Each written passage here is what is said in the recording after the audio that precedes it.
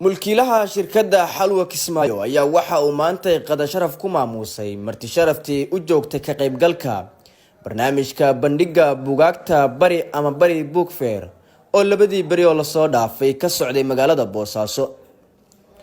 waxaa madasha qada sharafta ka soo qayb galay maamulka gobolka Bari kan degmada Boosaaso marti sharaftii ka u joogtay ka qaybgalka barnaamijkan iyo waliba dhalinyaradii qaybta weyn ka qaadatay qabsoomidda bandhigan. ugu horeyn gudoomiyaha dhalinyarada gobolka Bari Isxaaq Salaad Dalbooni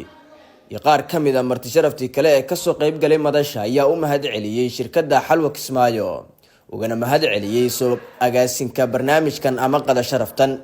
sida u maamusteen u soo dhaweyseen martida qiimaha badan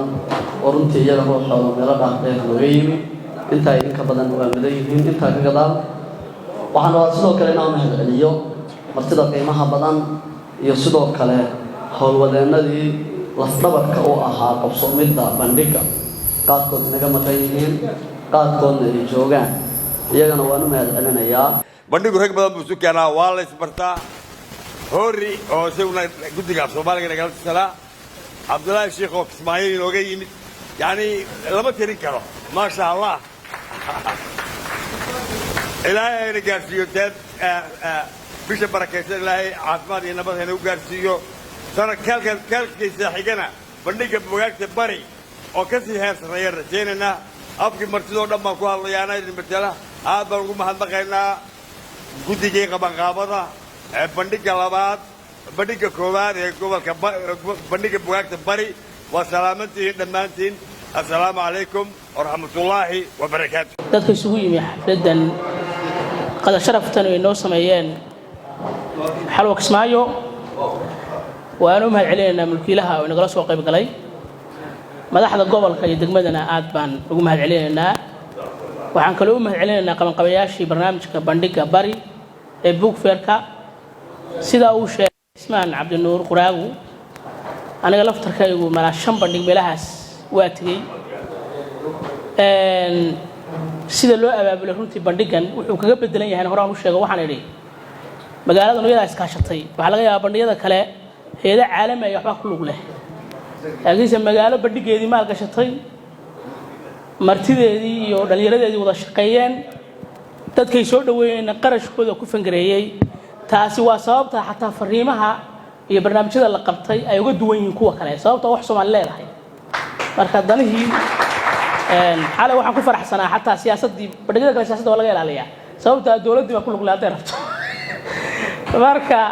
iyo in Puntland ka furfuran tahay maamulada kale baan garan waayo BBC Ingiriiska oo taqaaneen oo idaacadda BBC mararka qaar madaxdayba dhaleecaysa iyadoo dawladdu maalgelinayso marka iyadoo xataa bandhigyadii gudoomiyada xigeenkii maayirada degmada ku lug leeyihiin gudoomiye gobolka ka shaqeynayaan haddana xalay in maaragtay barnaamij siyaasi ah laga hadlo oo si furan loo hadlo waxay muujinaysaa biseylka maaragtay. waxaana madasha soo xiray maamulka gobolka Bari iyo kan degmada Boosaaso. bandhig intaan ka ballaaran insha Allah in sanadada soo socda la qabto insha Allah baan rajaynaynaa. hadda waxay ahayd bilow waxaan isleenahay waana bilow fiican meeshaan maanta joogno inaan hore uga sii soconno. shirkadaha ganacsiga iyo ganacsatada magaalada Boosaaso waxaan ugu baaqayaa inta hadda bandhigana geliyeen in ka badan inay geliyaan insha Allah.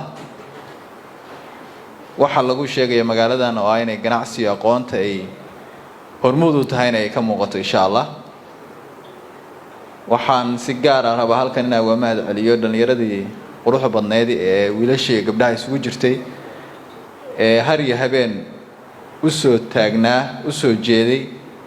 in bandhiga uu qabsoomo. waxaan leeyahay Cabdullaahi iyo magaranaysa qolada sameysay aad baa u mahadsantihiin. waxaanu idinkala soo qayb galnay oo kaliya barnaamijka aad ka soo shaqeyseen waan aad ugu faraxsanayn magaranaysa taariikh iyo xisaabna noo ah qolada dhalinyarada ka soo shaqeysay abaabulkeeda barnaamijkan aad iyo aad baan ugu mahad celinayaa. waxaan leeyahay sida gudoomiye ku-xigeenku sheegay degmadu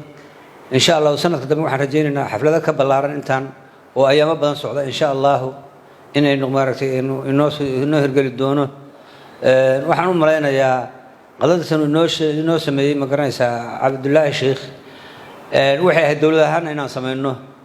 laakiin waa ka cod daaran oo abaabulkeeda ma gelin ablaableynteeda gudoomiyihii degmaduna dee nalama joogo oo aan oran lahayn qadada sameey mar kale maxaan ku raahday annaguna jeebka xukumayno gobol ahaan oo waxa weeye dadka ama ganacsatadaas baan wax u sheegnay haddaan cid wax u sheegayno waa ka cod daaranayna markan laakiin insha Allah waxaan rajaynayaa waqtiyada dambe inaanu abaabulkeeda barnaamijkeeda si toos ah uga qayb qaadano waxaan dib baan u dhiganaynaa baan leenahay idinkuna nagu cafiya markan khayr iyo guul baan idin rajaynaynaa